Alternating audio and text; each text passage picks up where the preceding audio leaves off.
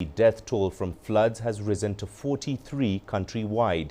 Families are counting their losses after floodwaters swept away homes, farms and vehicles. Heavy rains began on Friday and continued overnight. In Nairobi, the military and police supported emergency services with rescue efforts on Friday night. President William Ruto on Saturday ordered the immediate deployment of a multi-agency emergency response team, as well as the release of relief food. At least 30 people have so far been rescued. The Kenya Meteorological Department warned intense rainfall is expected to continue in most parts of the country, increasing the risk of flooding, swollen rivers and transport disruptions. The current rainy season in Kenya and the wider region is expected to continue until May. The IGAD Climate Prediction and Applications Center predicts wetter than normal conditions across much of the greater Horn of Africa. That includes Uganda, South Sudan and parts of Ethiopia and Somalia. Several governments have already issued alerts for extreme weather conditions. Well, let's get more on this story now. We have Peter Murgor, Disaster Risk Reduction Manager at the Kenya Red Cross. He joins us live via Zoom from Nairobi.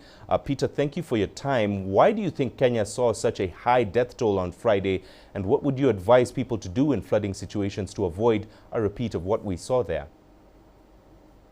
Thank you, Mai, and good afternoon from Nairobi, Kenya here.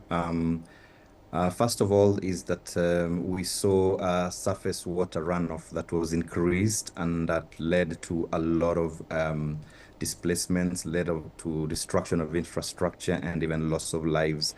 This was mainly contributed by infrastructural challenges, water blockages, and so that instead of water easily flowing away, they sought ways and ended up being destructive. This is one of the reasons. In fact, you might have seen over 9 roads being severely affected. You find areas where there are constructions and walls that have been built and blocked drainages. Hence, water was not otherwise flowing freely when it should have, hence now piling up and causing havoc. Right, and of course, this is not just a problem concentrated here in Kenya. Just paint for us a picture of the current situation across the region, and where are we? Where do you see the worst impact of heavy rain so far? Actually, the most adversely affected currently still stands to be the Nairobi city, and there are other areas, parts of the country that are affected. If we look at Kenya as a country, there are 23 counties affected, leading to a total of 45,003 households displaced, affected generally, with 9,831 that are displaced. You've mentioned the fatalities according to the National Police Service, and of course, we have almost around 71 water infrastructure that are destroyed, 8 missing persons, and then we are seeing also the livelihoods, agricultural lands and crops, almost close to 3,648 acres of lands that are destroyed, with some livestock that is been affected. This really gives you a picture, Maya, of what is going on in the country, that there is destruction that is adverse, that is being witnessed. Of course, there are other parts of the country in the western region, in the central province, places like Tana River, where we have a dam and it's downstream that is likely to experience a lot. If you think about places like Kitui, Makueni, Voi, Tito Andei, Machakos, very many parts of Kenya actually are likely to witness, and the coastal strip, they're likely to witness continued flooding for a few days to come. Thank you.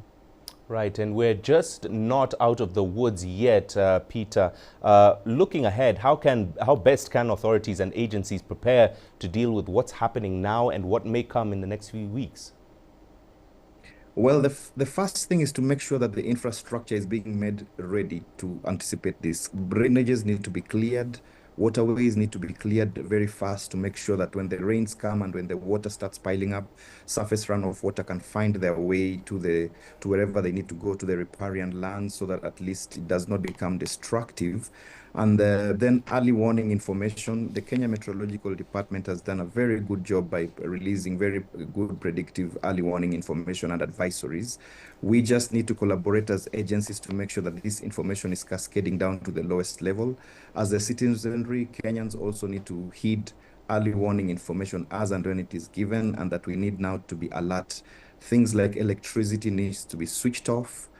Vehicles should not get into areas, into any flooded areas, because there is the risk of being swept away. So there's just the need for collaboration from all angles, from the citizenry, from the government, from stakeholders, national and NGOs, and humanitarian agencies to collaborate and to try and make sure that we are preparing and being ready for the floods that are likely to increase over the coming days.